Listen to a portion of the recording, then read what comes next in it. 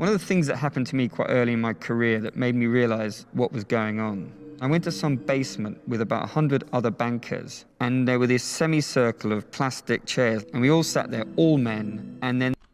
All men, because men control the world, 150 of them. That's how it works. These two women took out an assortment of drugs, marital aids, and just proceeded to have sex with each other while people were doing coke and people were watching, and then... So a ton of degenerate people that run the banks, they run the government, they run the systems, but then Monday through Friday they put their nice little suit and ties on, and you get fucking told that they know what's up, that they care about you, but in reality they're just a ton of degenerates, and we're gonna show you guys. Then they got some people in the front row and then just started fucking them. There's something grotesque about 100 men in suits watching two women going at it hammer and tongs. And I remember thinking, okay, this place is a little bit mad. A little bit? It's just the tip of the iceberg. I was an investment banker for... Stick around and I'll show you how deep this rabbit hole fucking goes. 12 years, between 1996 and 2008. It's an incredibly secretive world. No one really seems to understand it. I thought it was about time someone explained what really happens. Why do you think this guy has his face covered up? Because he'd get absolutely fucking murked. Investment banking covers a multitude of sins. In its very simplest form, it's about putting together people who want to invest money and people who want money invested in their companies. And we're in the middle, taking a huge slice. I had been to a decent university. I could also bullshit with the best of them, and that is a important... Wait, so you're telling me if being full of shit and being full of bullshit is going to constitute your ability to be a banker? Aspect of any job in the city. The city is a place that rewards bullshit probably more than any other career. I couldn't believe the amount of money I was earning. Within about 4 years, I was earning 120, and my bonuses were getting up to 300. And then by the end of it, I... Probably getting to $1 million in bonuses. It's over 600. The money is ridiculous. I mean, the justifications for the money have always been things like, oh, it's stressful. Well, this wasn't as stressful as a teacher's job. Oh, it's dangerous or risky. It's not as risky as being in the army. I always felt a little bit guilty about it. Like, why the hell are these people spending so much money on me when all I'm doing is pushing around bits of paper? It was a source of continual bafflement. Cocaine is the perfect drug for bankers. Keeps you running, baby. Because it is expensive, it's glamorous, it's something that can make you talk even more bullshit than you normally do. It gives your already inflated ego an even bigger puff. It used to be a core part of my strategy for getting clients on board. We both had something on each other. I could lose him his job, he could lose me my job.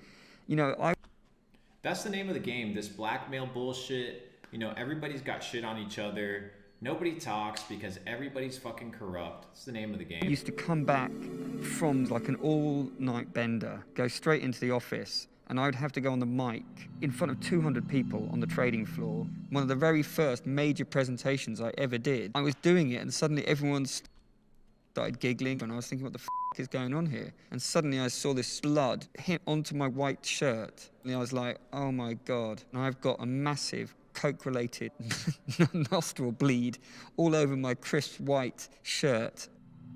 Crazy. It's the perfect job for a psychopath. If you look at what psychopaths are, and I'm not talking about Hannibal Lecter here, I'm talking about actual, normal, everyday psychopaths. They are manipulative. They are often charming. They hate jobs that require serious qualifications. They are people who don't show remorse or have empathy.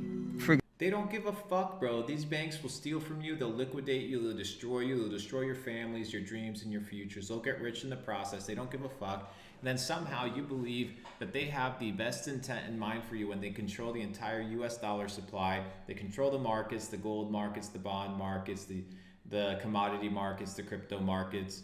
They control Wall Street, and somehow you think that these dudes have the best interest in mind for you. The entire system is rigged. The entire system doesn't give a fuck about you. And the moment you wake up and you realize this is the moment you begin to live. For example, if a company announces that it's going to lose 1,000 jobs, you might feel that's a bit of a shame. But actually in the city, we would absolutely celebrate and reward that company because that company is going to be more efficient and it's going to make greater profits. It's an industry that rewards psychopaths. And it's an industry that psychopaths thrive in. Insider trading happens all the time because people in the city aren't What did I tell you?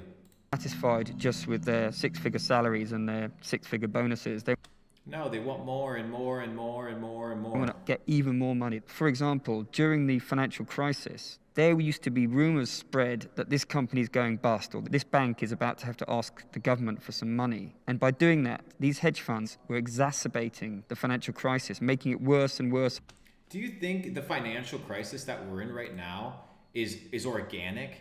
Do you think we're in absolute financial demise and the economy is in free fall because of just some random chance? Do you think the price of gas is the price of it is because it's just random?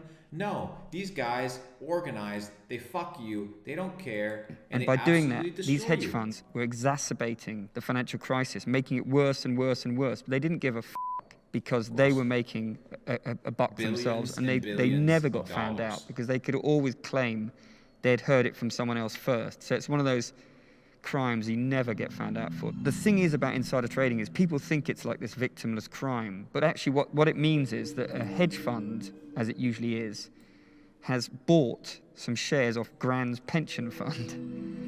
Crazy, And bro. that Grand's pension fund has unwittingly sold it to them, not realizing the share price is about to rocket when it gets taken over. So in fact, it's not a victimless crime. They're stealing directly off your granny. It's really simple. You just got a bunch of really clever, greedy, ruthless people together, and the rewards are massive, and the risks of getting caught are negligible. So they are going to do everything in their power via insider trading, spreading false rumors, market manipulation, anything.